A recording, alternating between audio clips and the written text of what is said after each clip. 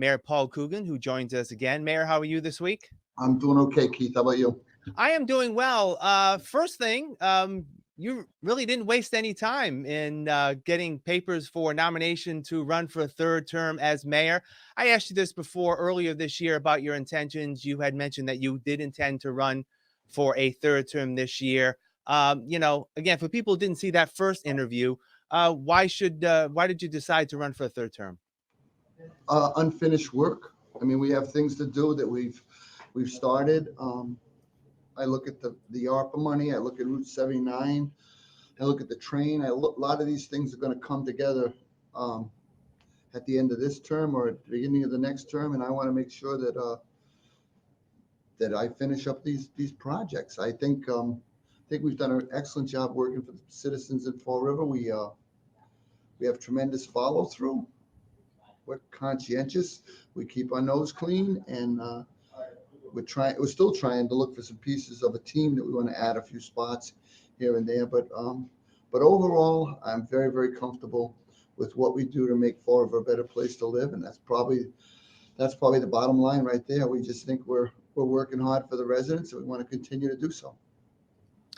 We will have plenty of time to talk about issues as we get toward the summer and fall.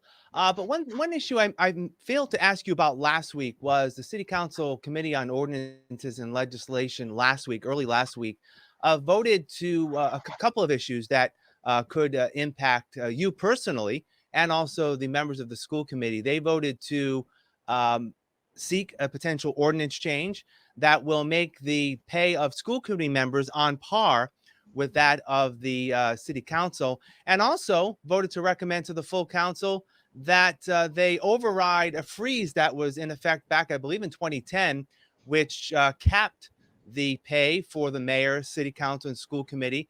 Back then, there were some positions were getting a cost of living increase. That was ended back in 2010. I know you've made your feelings known about the school committee, and just your thoughts again about those two proposals.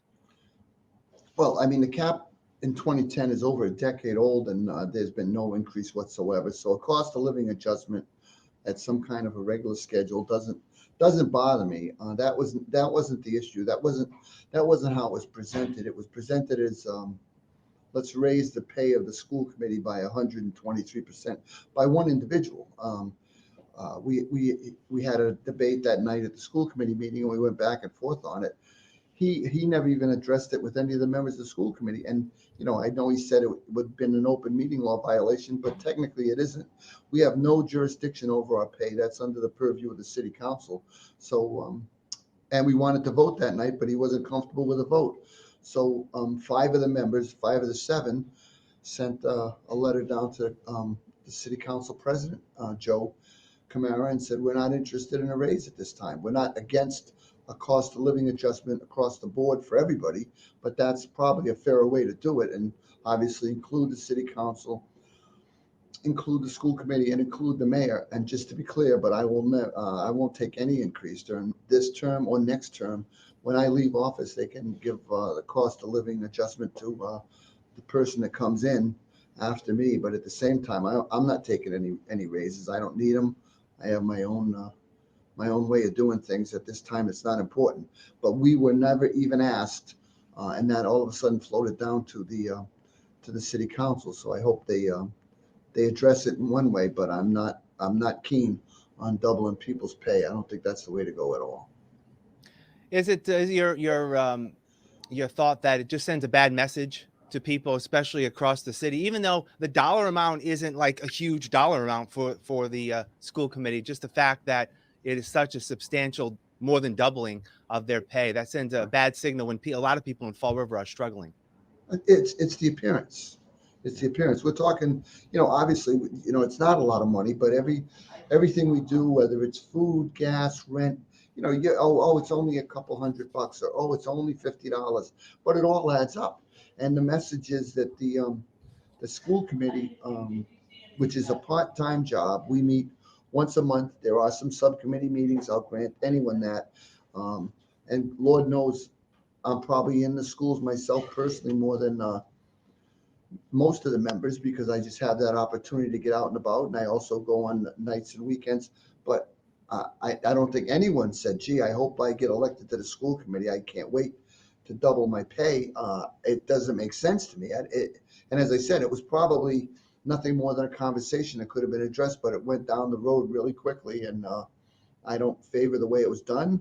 I don't favor that much money, and I think it's a horrible, horrible look for elected officials to do that. I mean, New Bedford, the city councilors make a lot more than our city council, but over there, the school committee doesn't even get paid. So, I mean, there's probably a happy medium somewhere, and I think a cost of living increase is not the end of the world. Yeah. And finally, this week, I guess a lot of people will see this after this takes effect. But later on today, around noontime, you're going to be attending an event by the One South Coast Chamber of Commerce at McGovern's restaurant. It's been an annual tradition. The mayor of Fall River's State of Business address. You provided your State of the City address earlier this year. Now you're going to be speaking to the business community about how you and your administration has helped impact the business. What can people expect to hear today? As with all my speeches, I'm going to be very, very positive on the city of Fall River. We have so many good projects. I mean, drive down along North Duval Street or Duval Street, C-79, the train station, the rehab of buildings across the city, the rehab of homes across the city. I drive around with a keen eye towards looking at how clean are our streets, what do the homes look like, what do the yards look like. There's so many good things going on in the city of Fall River that we want to accentuate those positives. You look at our street sweeping program. I was at the of Maplewood or one of the South End, one of the neighborhood meetings the other day, and the woman said, I saw a street sweeper come down my street the other day. She goes, I've lived here 45 years. I've never seen a street sweeper on this street.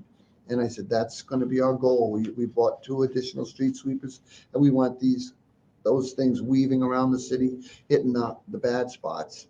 And it's part of a program we're going to have. We got, as you said, we'll talk about it at one of the other shows. We got a cleanup coming up. We want people to take pride in the city, because structurally there's a bunch of there's 4 schools being rehabbed, 4 old schools being rehabbed. We still have a number of mills that we're going to tackle. There's a lot going on in the city, and a lot of it's positive. With that being said, though, I'm not blind to some of the realities of life in a gateway city. We have issues we have to work through, whether it's homelessness, crime, school scores, attendance. These are all things that take work every day, and we're going to stay on them. But at the same time, there are many, many positives in Fall River, and I just will not accentuate the negative. Yeah. All right, Mayor Coogan, as always, thank you for your time. We'll touch base again next week. Take care. Okay, Keith, thank you. All right. And thank you for joining us.